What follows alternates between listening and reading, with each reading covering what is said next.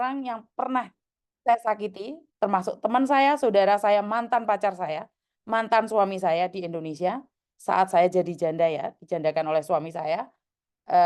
Kalian ingin membongkar aib saya, kalian ingin menyakiti saya, kalian ingin melukai saya, karena masa lalu saya katakan terima kasih.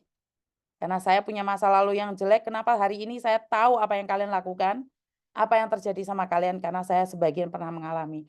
Cuman satu yang ingin saya sampaikan, saya tidak pernah merebut suami orang. Saya tidak pernah menipu tetangga saya, apalagi menipu uang siapapun.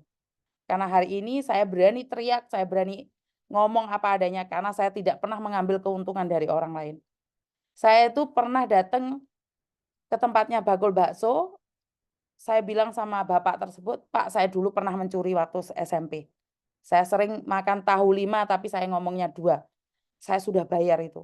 Jadi saya pernah mencuri itu waktu SMP itu di bakul bakso sama orang punya timun di sawah, dekat SMP saya. Itu aja.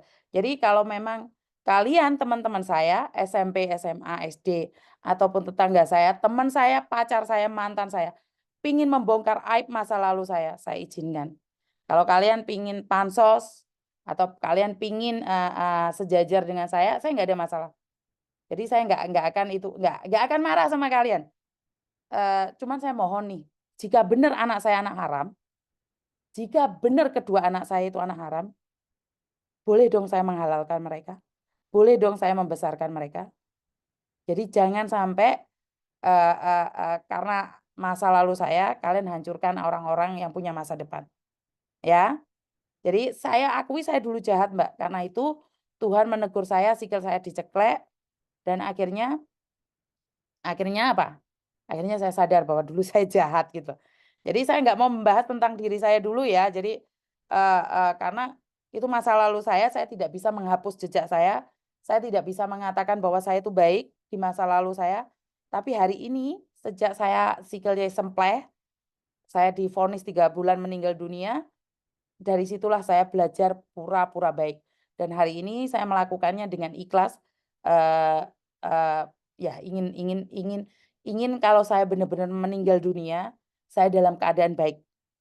Jadi saya pura-pura baik agar terbiasa baik dan saat saya meninggalkan dunia ini dalam keadaan baik. Itu cita-cita saya ya. Jadi saya nggak apa-apa dihina dan diungkit dengan masa lalu saya yang membuat kalian, bangga, bisa menjatuhkan saya. Jadi sama sekali tidak ada kemarahan di hati saya ya, Mbak, ya. Sukses buat kalian, teman-teman saya yang pingin menjatuhkan saya sebenarnya gampang aja. Kita kok teleponan, kamu ceritakan masa lalu saya, jelek-jelekan saya akan mendengarkan. Bener nggak? Jadi terima kasih ya buat teman-teman yang sudah menghina saya, menyakiti saya bisa introspeksi lebih baik lagi dan saya berharap anak kalian anak yang baik, tidak seperti Meme dan Koko Thomas yang kalian vonis sebagai anak dajjal, eee, yang kalian vonis anak nggak jelas, anak haram.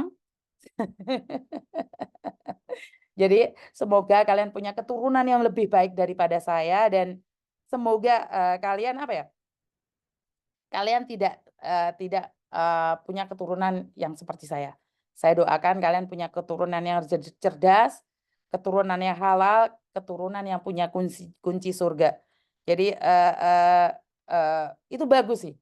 Silahkan ungkit masa lalu saya, cuman saya ingin pesan satu lagi, saya berharap anak dan keturunanmu tidak jahat seperti saya dulu.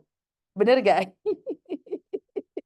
Jadi, udahlah nggak apa-apa saya kecewa mulai kemarin sebenarnya, tapi kenapa saya harus spend time untuk sakit hati ya? Kenapa saya harus spend time untuk meratapi nasib jika memang benar yang kalian katakan anak saya anak dajjal, jika kalian katakan anak saya anak-anak haram, eee, itu anak Mbak, dia nggak tahu dosa loh.